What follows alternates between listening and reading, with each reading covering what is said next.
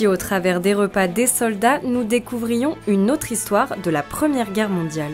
À l'approche des commémorations du 11 novembre, l'exposition Nourrir le soldat au front invite à la réflexion sur une partie de l'histoire méconnue, mais riche d'informations sur la vie quotidienne dans les tranchées. Cette exposition est intéressante pour deux raisons. D'abord, c'est un sujet qui n'est pas tellement connu, qui est l'alimentation des soldats pendant la guerre.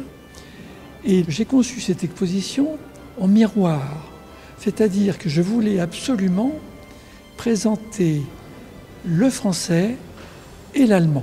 Au travers des photos, des archives et des lettres de l'époque, l'exposition est une plongée dans la vie au front, entre le ravitaillement, les enjeux de l'alimentation dans la guerre ou encore le rôle des femmes à l'arrière, contraintes de remplacer les hommes. Et je suis très fier de vous présenter la première boulangère française et la première boulangère allemande.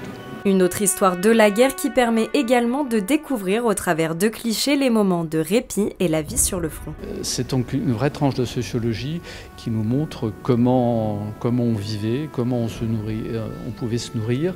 Et pour nourrir ces soldats, qu'est-ce qu'on devait faire à l'arrière, comment on s'est organisé à l'arrière.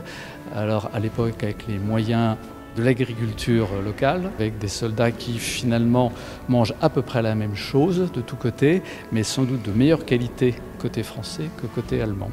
Des différences dans la manière de s'alimenter dont témoignent les maquettes et les rations d'époque et d'aujourd'hui exposées, une façon de montrer que l'alimentation est toujours un enjeu majeur de la guerre. Nous avons voulu apporter en plus ce qui se fait aujourd'hui également grâce au commissariat des armées de Rambouillet qui nous ont prêté du matériel, toutes les petites maquettes et des rations de combat qui ont de certaines années et les récentes, celles d'aujourd'hui. Proposée gratuitement, l'exposition est à découvrir jusqu'au 14 novembre 2023 à l'Hôtel de Ville de Versailles.